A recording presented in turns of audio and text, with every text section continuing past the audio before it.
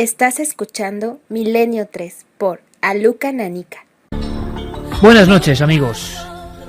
Creo que precisamente hoy es la noche 703 que pasamos juntos y estamos, como ya intuís, llenos de alegría.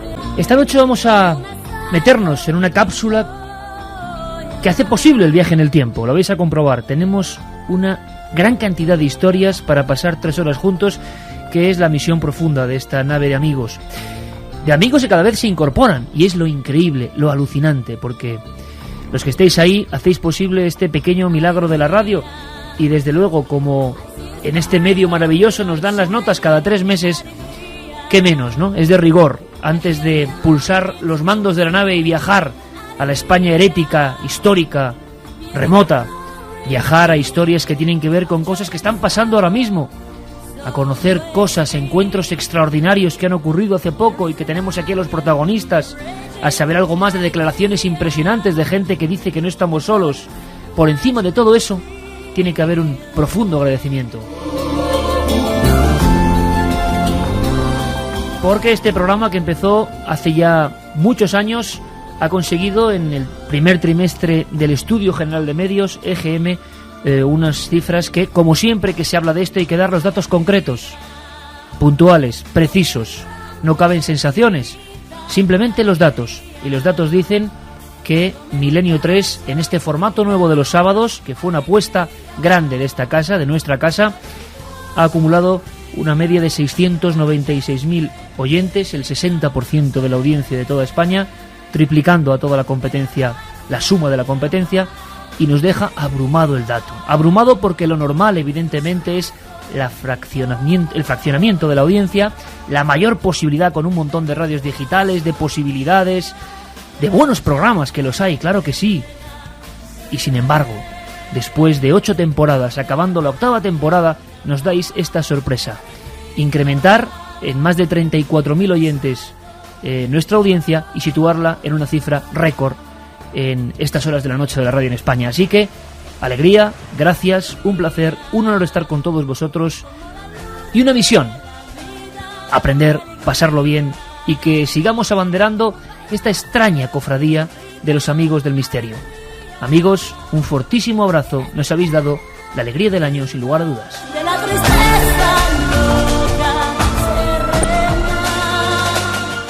Carmen, felicidades. Felicidades, Iker. Ha sido Buenas un dato noches. asombroso y muy especial, y que lo acogemos en este momento de una forma también muy profunda, lanzando buena onda a través de la magia de la radio, con esta canción que ha sido un poco la sintonía de la mente positiva de este año. Muchas gracias a tantos y tantos amigos, ¿verdad?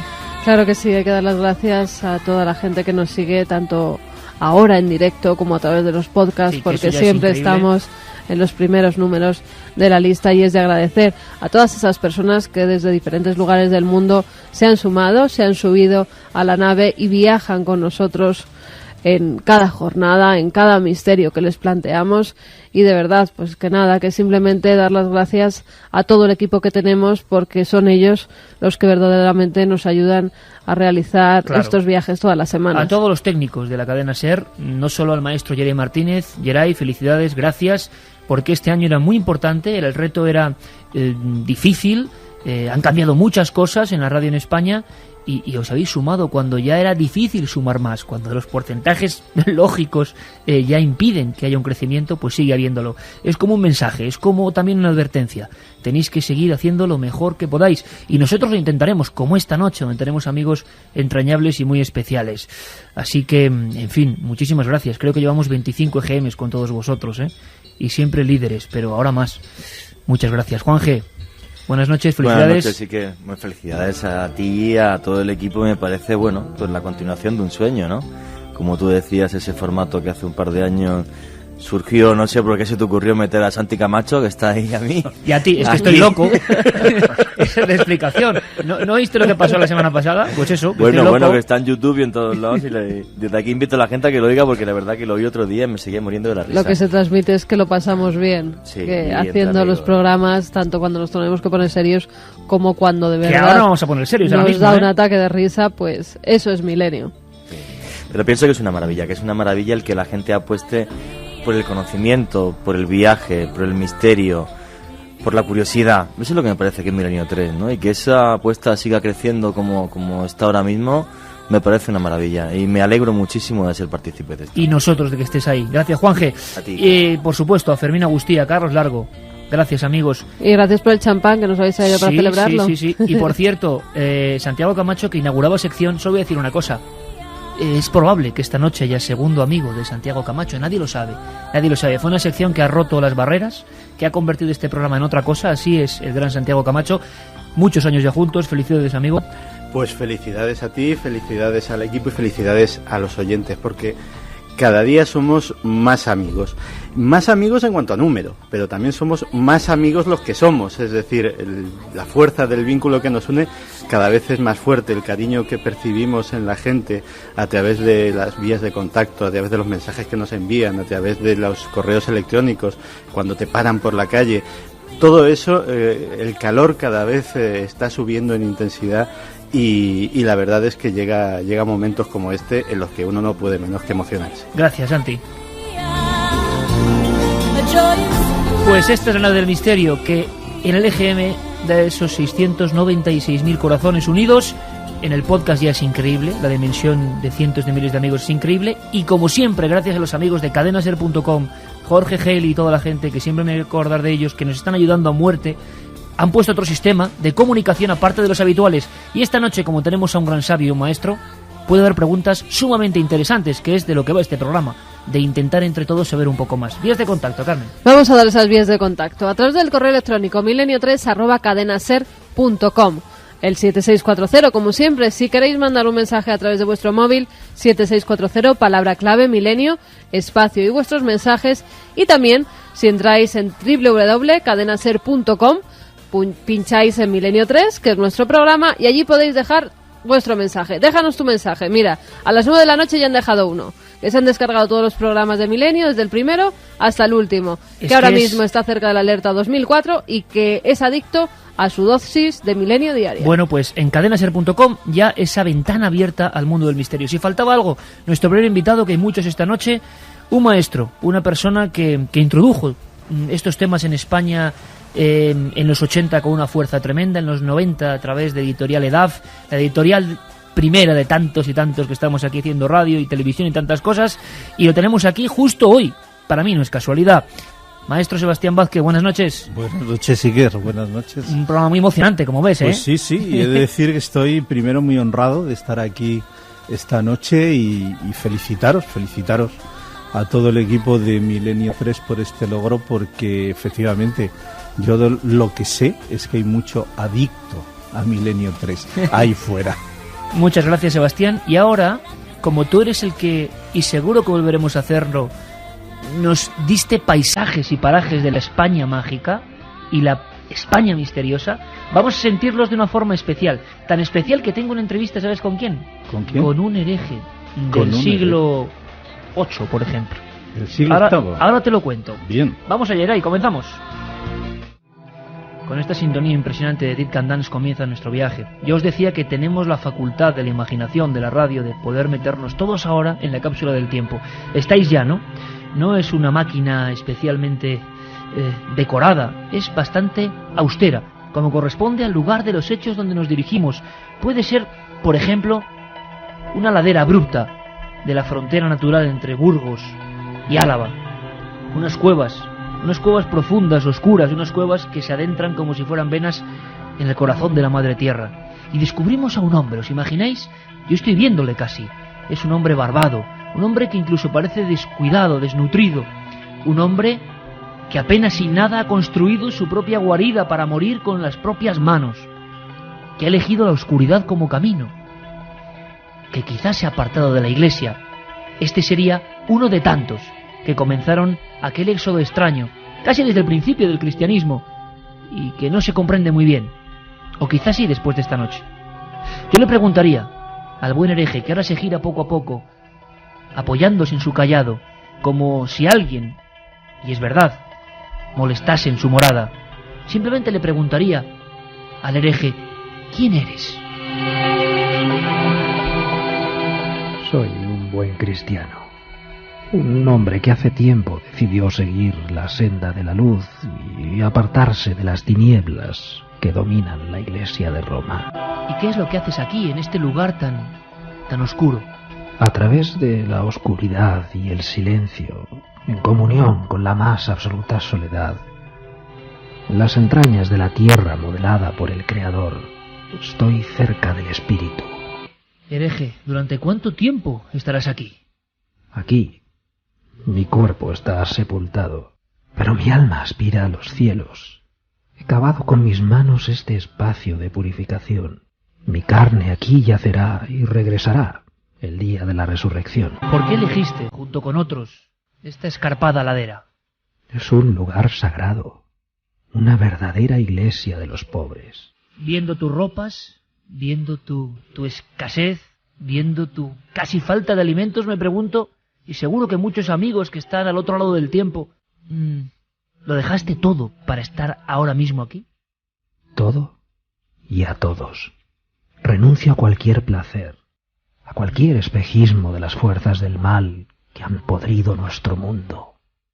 No como animales, no bebo vino, no practico el acto carnal con las mujeres. Lo abandoné todo y aquí me instalé en la quietud total. Hay una cosa que no he contado, amigo, a los oyentes de Milenio 3, y es que esta nave del tiempo apenas tiene una autonomía de 3 o 4 minutos. Tenemos que marchar. Antes de marchar me gustaría decirte si estáis siendo perseguidos.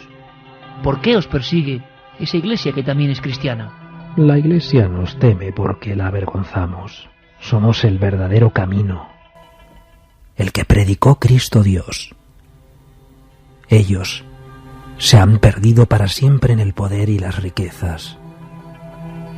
Nosotros somos la última esperanza para el mundo.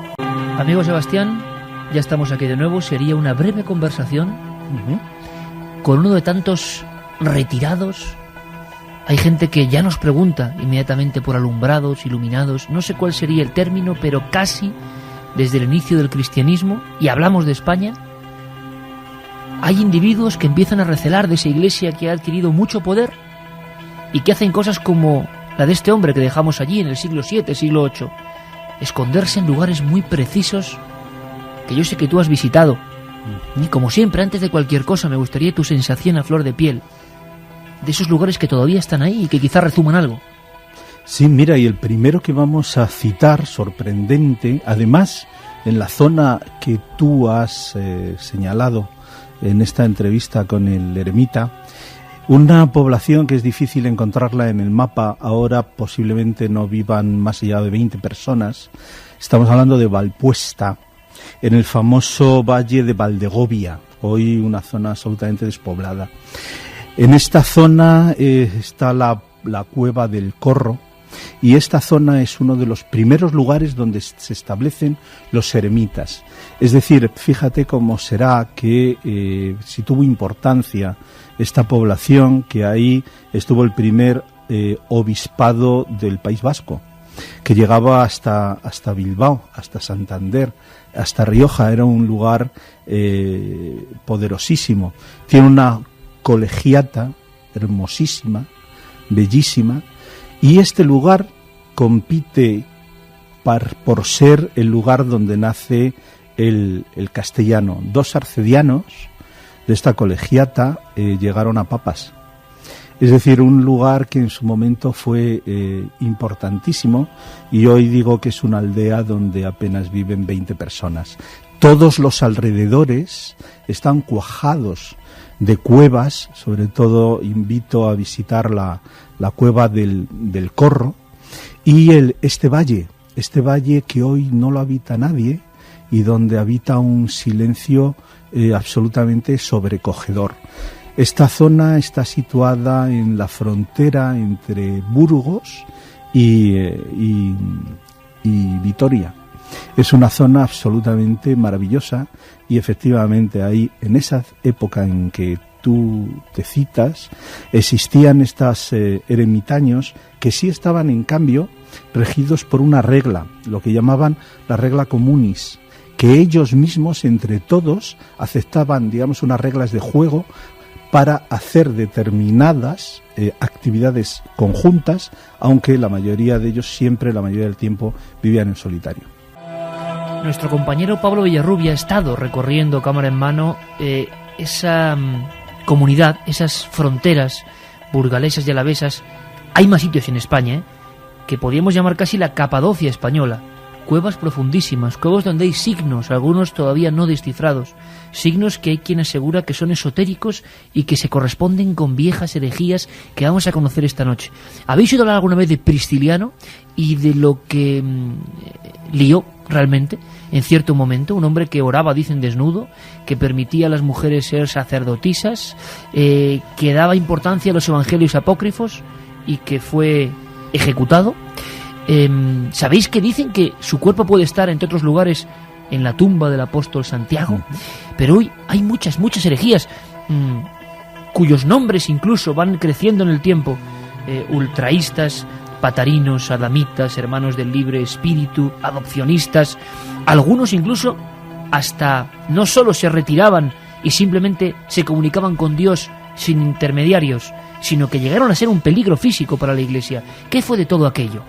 Ahora todo está en el silencio que dice Sebastián Vázquez, un silencio de siglos, un silencio de lugares donde pasaron muchas cosas y en los que queremos arrojar luz. Pablo estuvo allí y nos dejó esta postal sonora. Algunas de ellas en acantilados impresionantes, farellones.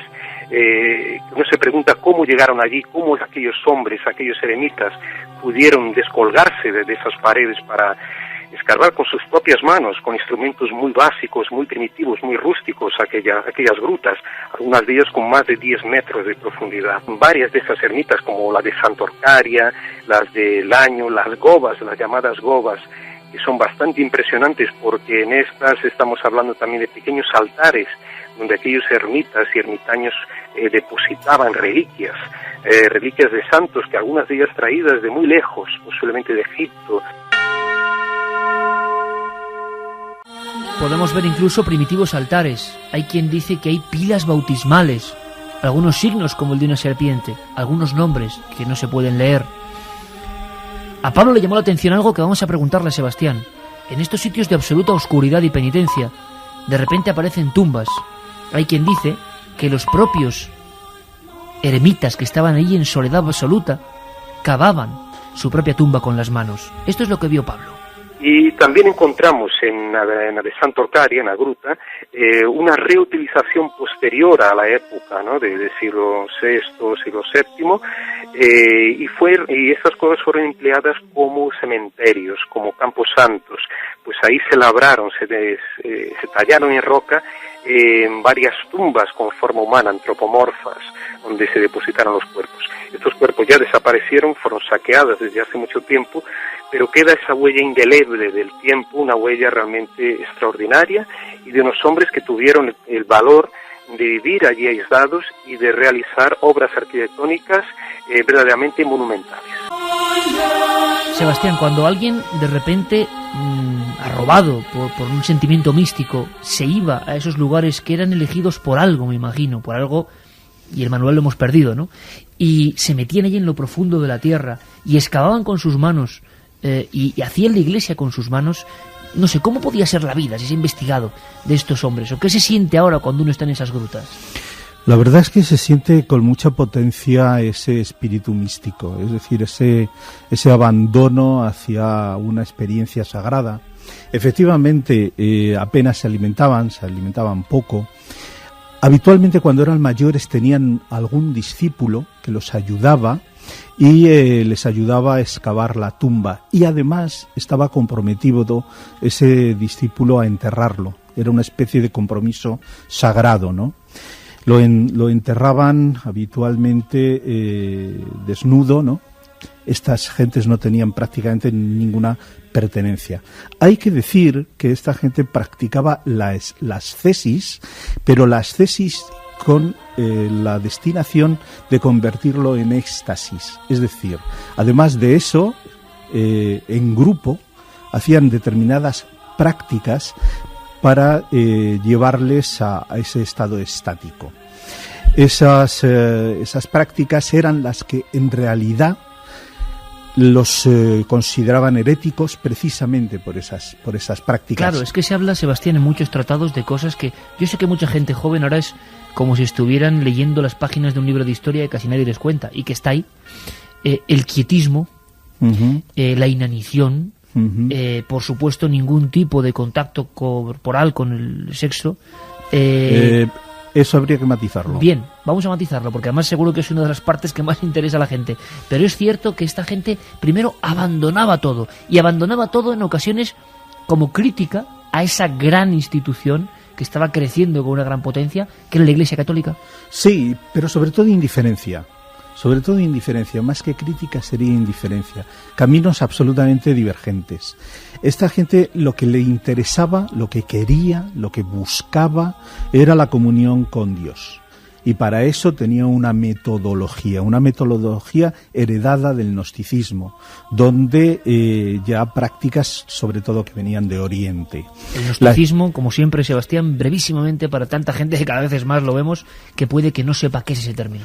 Digamos, el gnosticismo es la agrupación de una serie de, digamos, doctrinas que nacen en el cristianismo, pero que ya muy primitivamente, siglo II hasta el siglo IV, se separa de la oficialidad de la Iglesia y pretenden, gnosticismo viene de gnosis, de conocer, de que se puede acceder a una gnosis, a una conciencia y a un encuentro con Dios sin intermediarios. Pero una cuestión también, el gnosticismo, lo importante es que no solamente recoge doctrinas cristianas, sino precristianas, como queda claro en los textos de Nag Hammadi, que prácticamente son de los únicos que aparece en el gnosticismo. Perdón por la interpequeñez. No, vamos a hacer una cosa, Juanjo, incluso vamos a hablar ahora de algunas herejías muy importantes en España, Sebas, si te parece, y incluso algunos herejes y herejías que daban mucha importancia precisamente a esos textos gnósticos o textos apócrifos. Sí, pues, o sea, encima se hacía caso a lo que la Iglesia había prohibido. Exacto, y efectivamente se producía un trasvase de otras culturas y de otras formas. Por ejemplo, una muy importante, es decir, hasta el culto a Mitra. El culto a Mitra llega con fuerza a España, ese culto a Mitra que se celebraba en cuevas, la importancia de la cueva, ese culto taúrico, ese sacrificio del animal. Bien, pues ese culto a Mitra hasta el siglo IV está presente. O, por ejemplo, las danzas sagradas en las que en ocasiones había un fuerte contenido sexual, y eso está claramente incorporado del paganismo, es decir, de las religiones grecorromanas. Es decir, hay una importación de otras culturas. Por ejemplo, en el caso que ahora mencionaremos de Prisciliano, eso es evidente. En su acusación, una de las 4 acusaciones a Prisciliano era precisamente esas danzas nocturnas. Danzas nocturnas, orar desnudo, creo que impartir en ocasiones la Eucaristía con leche y uvas. La astrología. La astrología, textos antiguos. Bueno, ¿quién es este personaje que nos va a hacer aprender de esa España herética, de un tiempo convulso y de un tiempo maravilloso? Bueno, tan maravilloso que para complementar siempre y animando la lectura tenemos 3 libros para sortear esta noche, importante. 3 libros: Cristianismos derrotados, de Antonio Piñero. Ya sabéis que lo hemos tenido aquí muchísimas veces. Va a estar también hablando de sus eremitas. 3 libros, ya sabéis, repetimos las vías de contacto. Iker, gracias por las felicitaciones que nos están llenando todas esas vías. 7640, palabra clave milenio, espacio vuestros mensajes, milenio3 con número, @cadenaser.com. Y si en la página de cadenaser.com nos queréis dejar vuestros mensajes, también podéis hacerlo. Bueno, pues va a haber diferentes opiniones. Hay gente que puede pensar, hombre, claro, Sebastián Vázquez, ni más ni menos, una figura de la heterodoxia, ¿qué nos va a contar? Pues va a tirar hacia su lado, ¿no? Pueden pensar muchos, yo no lo pienso. Pero por eso tenemos también algunas intervenciones de gente que puede pensar distinto, o no, quién sabe. ¿Qué te parece si escuchamos ni más ni menos que a José Carlos Martín de la Hoz, que es el director para la causa de los santos del Opus Dei y que es un especialista en historia de las herejías y de esos cristianismos marginados? Bueno, pues le preguntábamos primero por este mapa visual. Este mapa visual, por cierto, Sebastián, donde luego me cuentas, es que hay como pilas bautismales primitivos altares, figuras un poco desconocidas que no son las de las iglesias típicas y que aquella gente hacía con las propias manos. Le preguntábamos por esos centros de poder, por esos lugares concretos que están completamente horadados y donde esta gente se iba a encontrarse con Dios, pero también a morir. Escuchamos. Bueno, los lugares de oración, a partir de las persecuciones que tienen lugar desde el año 60 y se van sucediendo hasta el año 314, los cristianos, al ser perseguidos, descubren el desierto, descubren los lugares apartados donde pueden hacer oración. En España, como en otros lugares, principalmente en Alejandría, en Egipto y luego también después en Palestina, se van creando comunidades de eremitas, que son gente que se aleja, o bien porque es perseguida o bien porque es llamada por el Espíritu, se aleja al desierto para encontrar a Dios. En ese sentido, aquí en España hay muchos lugares, principalmente en el Bierzo, es donde cuajan grandes eremitorios donde pueden llegar a congregarse miles de personas que se alejan de los núcleos urbanos para encontrar a Dios. Asentía, Sebastián, en el Bierzo, otro lugar de poder importante. Efectivamente, ahí hay una zona, en varias zonas, pero vamos, lo que es ya el Valle del Silencio, el llamado Valle del Silencio, es una zona clásica. Efectivamente, tenían altares, pero las pilas bautismales no eran tales, sino que eran pequeñas piscinas, porque el bautismo y ritos de purificación lo hacían por inmersión. Es decir, todavía se conserva en La Rioja una iglesia que es Nuestra Señora de Pechina, de Piscina, donde exteriormente hay una iglesia que tiene esa especie de piscina probatoria. Era algo bastante común. Y hay una cosa que quiero señalar. Es decir, en los lugares donde morían estas gentes, y para esto, si me permites dar un giro tremendo en el tiempo, nos vamos a los conversos, a otros grandes herejes, y en este caso los musulmanes. Como se sabe, en el Islam es muy importante la muerte de un santo. Cuando un santo muere, ellos consideran que se desprende la enorme baraka que tiene, la enorme bendición. Por tanto, en el lugar que muere es un lugar sagrado que cuanto más se visita con la fe, más crece en baraka, más crece en bendición, y además esa bendición afecta a las fuentes, a los lugares, y es un lugar de sanación. Esos lugares donde morían los santos eran los moravitos. Los moravitos eran unas construcciones donde además toda la zona levantina española estaba llena de moravitos, sobre todo Murcia, Almería, y curiosamente se ha encontrado uno, el Marsuquera, en Gandía, algo absolutamente extraordinario porque todos fueron derribados. Y esto también estuvo en el cristianismo, es decir, el cristianismo luego incorpora, cuando muere un santo, la visita a su tumba, como pasa en la India y en otros lugares. Por eso muchos de estos también ermitaños, en el último alarde de humildad, pretendían morir en secreto. Y sus discípulos ocultaban su cadáver, imitando al famoso eremita del desierto, uno de los primeros eremitas, San Antón Ermitaño, que jamás se encontró su tumba. O sea que da la sensación de que tenían que liberar luchas contra el demonio, de las tentaciones importantes en esos lugares, como seres humanos que eran, que prescindían de todo. Una de las herejías importantes, claro, bogomilos, valdenses, cátaros, tantas y tantas influencias que van creciendo en la Edad Media, pero sobre todo eso de volver al origen, ¿no? Volver a la pobreza, que parece que desde luego los papas o algunas instituciones no demostraban que tenían mucha. Herejías que surgen de repente. Y el personaje es tan poderoso como para contarlo a nuestra forma, Prisciliano. Para muchos, su tumba puede ser la del apóstol Santiago, ni más ni menos. Vamos a ver qué nos cuentan desde allí. Pero antes dice José Carlos Martín de la Hoz que esto de las herejías, que ha sido un problema, él como religioso, ya lo advertía el propio Jesús.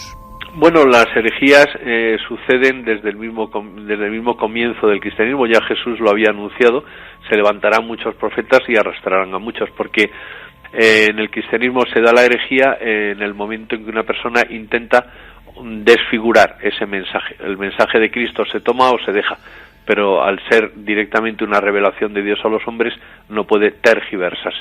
Una herejía es tergiversar un aspecto de la revelación de Jesucristo de un modo pertinaz, es decir, una vez avisado por los demás miembros de la comunidad cristiana que su predicación se aleja del mensaje de Jesús, si él es pertinaz para insistir en sus ideas, entonces es cuando puede ser un hereje.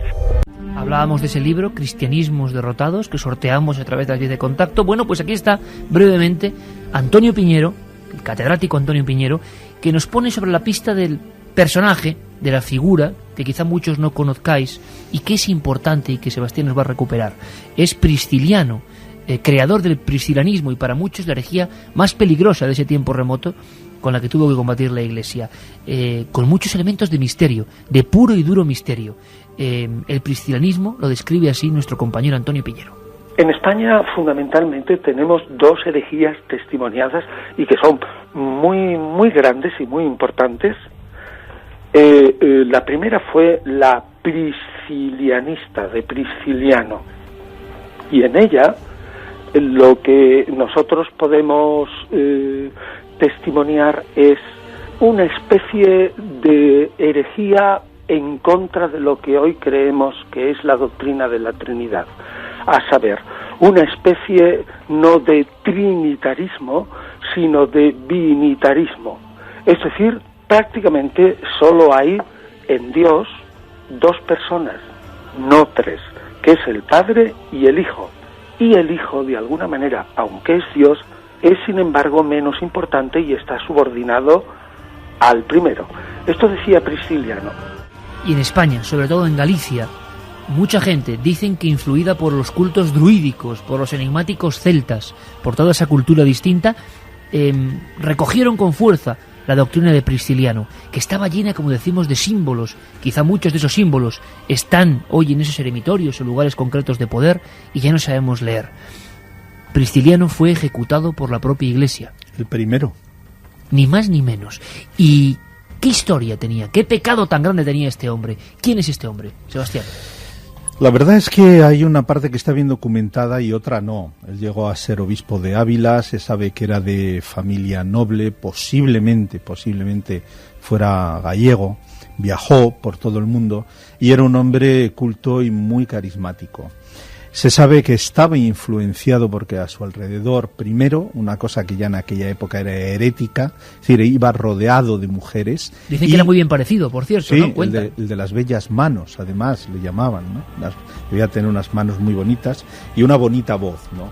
Bien, pues este hombre, su doctrina, su capacidad de conversión, por ejemplo, muchísimos obispos en la Hispania de entonces se convirtieron al priscilianismo. Y este hombre, lo que parece ser, para hacerlo de un modo breve, debió de hacer una especie de maridaje entre cultos muy primitivos con una concepción cristiana muy primigenia. Este maridaje triunfa. Él era seguido por una multitud, como digo, mujeres, cosa habitual. Él, por ejemplo, en sus reuniones dejaba que participasen esclavos y que oyeran la palabra que él utilizaba. Además, leía textos que la Iglesia prohibía. Hacía una especie de... Los apócrifos entre ellos, ¿no? Sí, textos que no estaban permitidos, pero sobre todo eran las prácticas. A él le acusan y le condenan a muerte por ello, sobre todo de 4 causas. Una de ellas, esas danzas las tenemos desde las famosas bacantes griegas hasta luego los aquelarres de las brujas, esas danzas sagradas presentes en multitud de culturas, danzas estáticas y danzas que tenían como objetivo que los participantes entraran en un estado alterado de un trance estático. 2, el uso de hierbas abortivas, astrología y una cuarta causa que me parece que tenía que ver con el uso que tú has comentado de leche y uvas en vez de las especies de pan y vino. Es condenado a muerte, es la primera vez que la Iglesia mata a otro cristiano, que ordena matarlo. Su cuerpo es traído, se pide permiso de los discípulos para traerlo a España, y hay documentación de que el priscilianismo todavía habita al menos 2 siglos y medio después de su muerte. Y hoy no se sabe dónde está enterrado. Tú has hablado de las teorías que circulan de que posiblemente pudiera estar enterrado en Santiago de Compostela, pero vamos a dar otro lugar que al menos merece ser visitado. Es muy cerca de Lugo. No me lo cuentes todavía. No me lo cuentes todavía, porque es mira, el alcalde de Lugo, ¿tú te acuerdas, Carmen? El alcalde de Lugo, en vivo, por cierto, un abrazo al alcalde de Lugo, que nos trajo un libro impresionante, monográfico, sobre excavaciones en Santa Eulalia de Bóveda. Sí. Bueno, pero ese sería, digamos, el tercer lugar, no en importancia, porque puede que sea la clave. ¿Dónde puede estar este hombre enterrado? Ya ahora vamos con mensajes de nuestros oyentes, pero primero le preguntábamos, Sebastián, a José Lesta, nuestro amigo José Lesta, en Galicia, que hizo un libro sobre Prisciliano y su misterio, lo de la tumba de Santiago, que a mí me parece muy fuerte. A ver qué opináis y a ver qué puede opinar la gente, porque para muchas personas esto sí que es una herejía, vamos. El cuerpo de este hereje condenado por la Iglesia en la tumba de Santiago Apóstol. José Lesta. Hoy en día, con ojos científicos, no se puede asegurar que el cuerpo que hay, los cuerpos, porque son varios, que están enterrados en la Catedral de Santiago, en Compostela, pues sean el de Prisciliano y alguno de sus seguidores. Lo que sí, a nivel histórico, sí se puede afirmar es que casi con toda seguridad no corresponde, los cuerpos que hay allí no corresponden ni al del apóstol Santiago ni a ninguno de sus discípulos, porque prácticamente está demostrado, como te digo, con cualquier historiador, incluso perteneciente a la Iglesia, pues que Santiago nunca pisó España, ¿no? Lo que pasa es que todo ello forma parte de una especie de mito que se generó a partir del siglo IX. Tenemos que pensar que Santiago es decapitado, teóricamente, hacia parte de los evangelios, por Herodes en el año 44. De ahí hasta que se descubre también supuestamente el Arca Marmórea en Santiago con sus restos, pues pasan casi 800 años de silencio, en medio de los cuales sí se dio pues la vida, sí se dio la prédica de Prisciliano, de este obispo hereje, el primer hereje del cristianismo, que fue ajusticiado a muerte, además, que tenía miles de seguidores, no solo en la antigua Galacia romana, en lo que es el noroeste de la península, sino también en el sur de Francia, incluso en Alemania y en Italia, que también fue decapitado por problemas políticos, por el tipo de prédicas que tenía, y que sus restos sí fueron llevados al noroeste peninsular, muy probablemente a través de Padrón. Es decir, es una historia muy parecida a la que conocemos del apóstol Santiago, que cuadra perfectamente. Cuadra perfectamente, Sebastián Asentía, pero antes de que nos cuente algo me gustaría volver a escuchar a la otra parte, José Carlos Martín de la Hoz, que es historiador. José Lesta decía que cualquier historiador dice que ahí no están los restos de Santiago. Bueno, este es historiador y mirad lo que dice. Pero no, esa es una de las tantas leyendas que, bueno, de hecho el templo, el sepulcro de Santiago está muy trabajado y muy estudiado, toda la documentación al respecto, y nunca ha aparecido pruebas de eso, de esa habladuría. ¿Habladuría, realidad? Sebastián, ¿tu opinión? Bueno, mi opinión es que yo estoy de acuerdo con la mayoría de los historiadores, que bueno, es prácticamente imposible que Santiago Apóstol esté allí. Es más, yo lo que creo, no sé si allí está enterrado Prisciliano, pero lo que parece más coherente es que fuera un lugar pagano sacralizado por el cristianismo, cosa que era muy común. Tú bien lo sabes, que el cristianismo, como otras culturas previas, lo que hacen es sacralizar lugares que ya culturas anteriores lo tienen por sagrado, ¿no? Y así es un continuum en la historia. Naturalmente, la opinión generalizada es que Santiago de Compostela fuera un lugar ya de peregrinación primitivo para otros pueblos, para otras gentes, que ya fuera un lugar sagrado, y ese lugar sagrado, digamos, lo incorpora el cristianismo para su culto. Y toma como referente, bueno, pues una de las grandes figuras del cristianismo. Naturalmente, tampoco hay ningún dato que pueda afirmar que sea Prisciliano el que esté ahí. No. Pues una cosa, el José Lesta nos habla de una cosa que parece de novela o de película de Indiana Jones, que me parece que es un auténtico temazo. Excavaciones en la noche, en la tumba de Santiago, intentando descubrir si es el apóstol, si es otra cosa, y bueno, si puede estar ahí la sombra del hereje de hace tantos siglos que fue ejecutado. Nos lo cuenta así. Sí, es cierto que se hicieron excavaciones arqueológicas en 1879 y fueron tan interesantes, bueno, se hicieron un poco a escondidas en la noche del verano de ese año, con muchas reticencias por parte de la curia eclesiástica, y fueron tan sorprendentes los hallazgos que se mandó paralizar todas esas excavaciones. Sí se sabe, en base a comentarios de algunos historiadores, de algunos periodistas, y uno de los forenses que formaba parte de la Academia de Historia y que fue uno de las pertenecientes a la comisión que estudió todos esos restos, que parece ser que entre los huesos que se encontraron en el osario de Santiago de Compostela, y eran huesos pertenecientes a 3 esqueletos, había restos de huesos femeninos, con lo cual invalidaría ya totalmente la hipótesis de que el apóstol Santiago estuviera enterrado en Santiago de Compostela, porque evidentemente no se rodeaba de mujeres los discípulos. 1:53, y esta noche tenemos muchas cosas.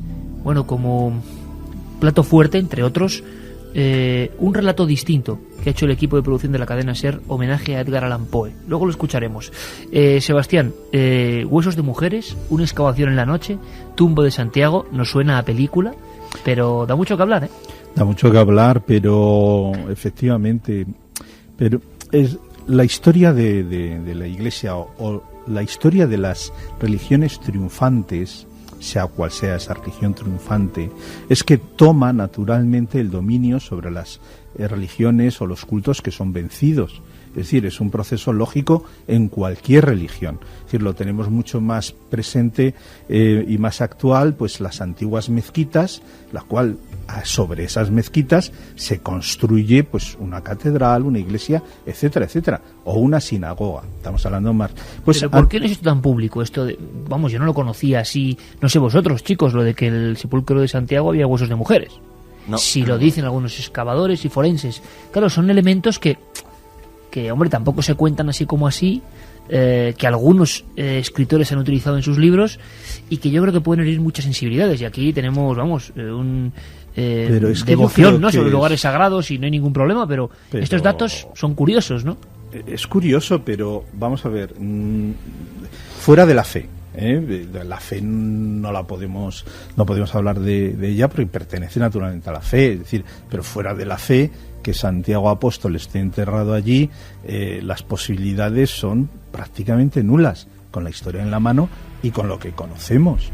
Es decir, a Santiago Apóstol, que allí estuviera enterrado un personaje importante, como antes comentábamos, los moravitos, ¿no?, en el cual muchísimas personas de muchísimos lugares fueran a visitar esa tumba porque tuviera baraka, porque tuviera bendición, porque fuera sagrada, seguro. Todo lo es otro lugar, ¿no, Sebas? Santa Eulalia de Bóveda, como la posibilidad quizá más, es un lugar muy extraño, ¿no?, de apariencia. Ahí yo, fíjate, sí que lo vinculo más con Prisciliano. Además, Lugo es una ciudad, es la ciudad del Sacramento. Lugo era un lugar muy importante, el Locus Augusto, esa ciudad de la luz que construye Augusto, y digamos con unas condiciones absolutamente mágicas y sagradas. La ciudad del Sacramento, que como se sabe, bueno, pues tiene ese privilegio de tener expuesto constantemente la hostia, ¿no?, consagrada, y es un lugar una ciudad muy particular. Bueno, pues a 14 kilómetros hay una extraña construcción que aparece subterránea a una iglesia que se llama así, Santa Eulalia de Bóveda, que es muy singular. Y desde luego es muy singular en el occidente europeo. No se ha podido definir bien. Es según se entra. Parece una mezcla de cosas, ¿no? Es una mezcla de cosas. Es muy bonito, los pájaros que hay, que tienen que ver también con concepciones metafísicas. Existe esa piscina probatoria y desde luego todo el aspecto que tiene es un lugar de culto mistérico. Naturalmente, un lugar se hacían ritos que desde mistéricos. Luego... Sí. Es decir, lo que no se debe de olvidar es que la presencia de eso que luego se llamó paganismo, pero que eran religiones que desaparecen, pero que en su momento tenían muchísimos seguidores y muchísima gente que tenía fe. pues esas religiones tenían sus ritos, tenían sus creencias, tenían sus fiestas y siguieron practicándolas y practicándolas hasta que son vencidos. Es decir, un ejemplo lo tenemos con los conversos. Los conversos, tanto musulmanes en esta España muy herética, tanto los conversos musulmanes con los conversos judíos se convierten, pero en realidad siguen practicando sus cultos. Estas herejías, porque ahora a la vuelta tendremos las preguntas de los oyentes, estas herejías, lo que más llama la atención, y el lugar Santorale de Bóveda es uno de esos para marcar en rojo, para visitar esa especie como de gárgolas de piedra de leones, que hay una especie de ese cubículo donde se hacían prácticas, pinturas extrañísimas, una especie de columnas que le dan aspecto de templo griego, romano, antiguo. Sí. Las mujeres tenían una participación muy especial, que es lo que diferencia estos grupos de alocados herejes para unos de la Iglesia central católica. Las mujeres tenían facultad incluso de predicar, o sea... Sí, naturalmente que sí. Y lo de orar desnudos, que también lo llevaba muy Prisciliano, muy a rajatabla, ¿no? Dicen. Era una parte, es decir, la desnudez tenía que ver en este caso con la pureza, con la inocencia, es decir, muy al contrario de la significación que se le daba, es decir, cuando se hacían todas las ceremonias purificadoras que tenían que ver con la desnudez, esa desnudez, en esa inocencia era la forma de presentarse a la divinidad, mostrando que eras puro y que estabas limpio. Y esa era, además se hacía en unas fiestas muy especiales, esas ayuno y luego unos procesos de agua sagrada, aguas lacustres para purificación. Todo eso prohibido, repetimos, Prisciliano, ese hombre curioso que hemos puesto en la palestra, ejecutado, primer cristiano ejecutado por cristianos, decapitado. Luego tendremos preguntas, porque seguro que hay muchas, y el asunto de las mujeres dentro de la Iglesia, cómo no se les permitió continuar, y estos primeros herejes distintos sí lo hacían, puede dar para un debate interesante. Pero tendremos también la historia de Edgar Mitchell, últimas declaraciones, crónica y expertos de qué está contando este astronauta. Tendremos ese cuento maravilloso, que es una especie de premio para todos nosotros, La máscara de la muerte roja. Y hablando de muerte roja, por desgracia, tenemos que hablar también de esa especie de pandemia extraña de la que nos hablan todos los informativos. Ahora tenemos las noticias y un caso sobrecogedor, escalofriante, que nos va a traer Carmen, de documentalistas, naturalistas, grabadores de naturaleza que vieron algo inesperado. Santi nos hablará de los ángeles del infierno. Muchísimas cosas, ¿verdad? Tenéis que seguir aquí en Milenio 3.